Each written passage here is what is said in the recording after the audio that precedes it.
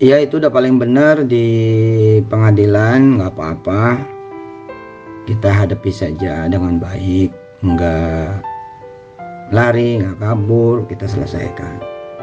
Tahun yang lalu juga pernah menggugat tapi ditolak oleh pengadilan. Ini kurang lebih 11-12 lah. Saya sih pokoknya apa yang menjadi tanggung jawab saya, PR-PR saya ya kita selesaikan, saya selesaikan insya Allah. Dari 2.900 kurang lebih yang pada ikut patungan usaha dari 2012 sebagai dulu gerakan ya persatuan umat, persatuan ekonomi umat, ya kurang lebih 2.500 sudah dikembalikan dari 2012 sampai rentang waktu 2021 ini. Data semua ada, tapi saya nggak berkenan memberikan data ini kepada siapa-siapa, ya ngadu datanya di pengadilan saja atau di kepolisian. Agaknya ada orang-orang yang memang senang kalau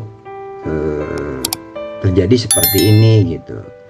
Seperti ada yang memelihara juga, dicicil satu-satu masuk, ntar polisian ini, ntar polisian itu, ntar pengadilan lagi gitu. Jadi kesannya saya bermasalah terus. Nah, sisanya memang menunggu karena data dan lain sebagainya. Nah, dulu juga bukan karena gagal kan, tapi karena regulasi OJK menyetop patungan usaha. Dan saya pun kan udah cerita dari awal dulu bahwa kita udah stop duluan juga sebelum OJK nyetop karena ada nasihat dari Pak Dahlan Iskan. Nah, habis itu kan kita kembalikan untuk kemudian masuk lagi dengan cara yang benar. Nah, proses perizinan berikutnya perjalanan cukup panjang sampai patungan usaha menjelma menjadi aset manajemen syariah di tahun 2018, resmi OJK, officially OJK. Nah, habis itu teman-teman bisa masuk lagi menjadi reksadana gitu. Nah, kesalahan saya terus nyoba, misalkan kayak nabung tanah itu baru. Ya, judulnya saya guru. Ya, nah, judulnya saya berbuat, pasti banyak salahnya. Pasti banyak kelirunya, pasti banyak kesandungnya. Minta doanya mudah-mudahan lancar.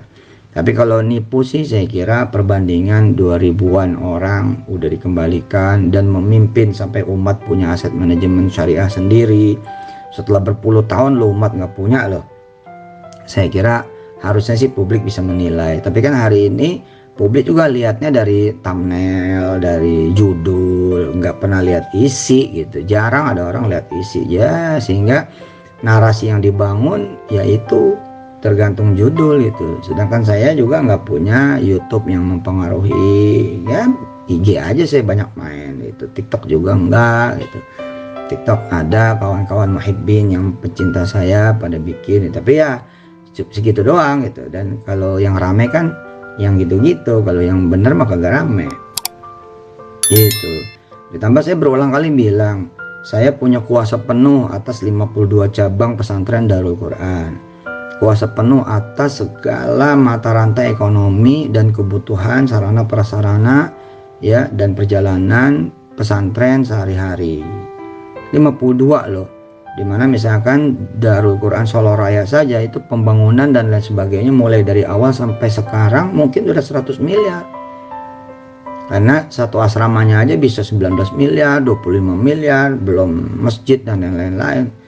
Enggak tuh, saya nggak makan duit seperak juga nggak makan ya. Belum lagi ya misalkan kayak uang makan ya, uang makan di pesantren Darul Quran pusat saja itu bisa 5 sampai 10 miliar loh setahun. Apa saya nitip beras? Enggak. Nitip abon? Enggak. Nitip makanan ini makanan supaya dijual di sana? Enggak. Maksain supaya pada beli makanan minuman yang saya? Enggak. Nitip seragam? Enggak. Formulir? Enggak. 52 cabang loh, dimana satu cabang yang di pesantren Darul Quran pusat itu laundrynya aja bisa 1 miliar lebih keuntungannya. Gimana coba? Enggak, saya enggak ngutip-ngutip persentase apa kagak. Ribuan rumah tahfiz, ada 9.000 kurang lebih rumah tahfiz, 1.400-an lebih, hampir 1.500 itu pakai nama dan bendera Darul Quran. Sisanya beririsan, sertifikasi, training, ujian, WTN, wisuda tahfiz nasional. Ya, mereka pastinya ada pengeluaran makan, minum, seragam, asrama dan lain sebagainya. Saya nitip itu apa gitu yang yang menjadikan saya bisa punya duit? Enggak tuh gitu.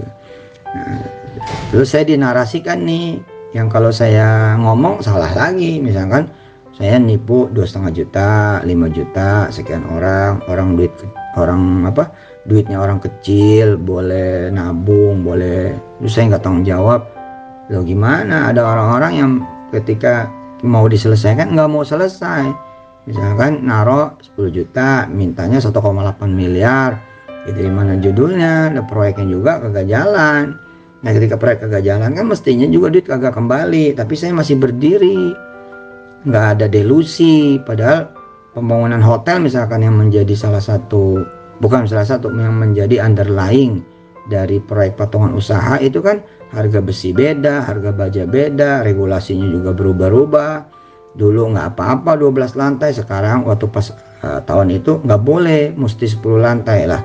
Terus kalau mau lanjut harus nambah tanah lah, bagaimana? Nambah ini nambah itu, nggak ada delusi. Terus kemudian nanggung bunga BTN 65 miliar, hitung aja bunganya berapa bertahun-tahun sampai pelunasan di tahun 2018. Nggak ada tuh delusi-delusi. Nah tapi malah kita pulangin dan kita lebihin, selalu kita lebihin. Harusnya dipulangin aja udah bersyukur, karena ini gerakan kok, bukan bisnis gitu, bukan bisnis ini gitu. Demikian penjelasan tambahan saya terkait dengan gugatan perdata yang dialamatkan lagi ke pengadilan negeri. Nggak apa-apa, kita jalanin, insya Allah kok. Dan saya tidak akan berlindung juga di balik siapa-siapa. Insya Allah jalani dengan penuh keredoan. Insya Allah, mudah-mudahan. Pokoknya apa yang menjadi tanggung jawab saya, insya Allah ya saya akan selesaikan sepanjang hayat masih dikandung badan dan masih dikasih rizki oleh Allah Subhanahu Wa Taala. Ada beberapa yang memang belum selesai, belum dibayar, rombongan ya pengajuan, karena memang situasi dan keadaan duit cash. Tapi aset dan lain-lain kita jauh melebihi apa yang menjadi tanggung jawab kita. Insya Allah. Mohon doanya semua ya. Ini saya minta izin saya naikin juga ke Instagram saya untuk menjadi jawaban kedua bagi kawan-kawan media. Yang awal udah saya naikin tuh ke IG. Ya, cuman ya begitu dah, siapa juga yang mau dengar panjang-panjang ya. Ya intinya gini, saya bukan penipu, insya Allah. Minta didoakan, mudah-mudahan bukan jadi penipu gitu. Terus apa yang menjadi persoalan, insya Allah kita akan selesaikan. 3, saya tidak mau berandai-andai, tidak mau menuduh dan buruk sangka bahwa ada yang mainin, bahwa ada yang memelihara. Tapi silakan publik melihat dengan kacamata yang jernih. Demikian, saya masih tetap live tiap hari, masih tetap sok medan, nggak kemana-mana. Logika juga lah. Kalau saya emang nipu kan pasti saya merinding, takutan, cemas, khawatir, gelisah, takut, kabur. Ini kagak. Bahkan masih semangat karena aset manajemen syariah yang lahir satu-satunya sementara dengan izin Allah ini lagi proses divestasi ke salah satu BUMN besar banget di negeri ini yang asetnya 300 triliun. Nah kalau itu terjadi, ini kemajuan lagi bagi umat gitu loh. Ini kan pahala dan kebaikannya Masya Allah.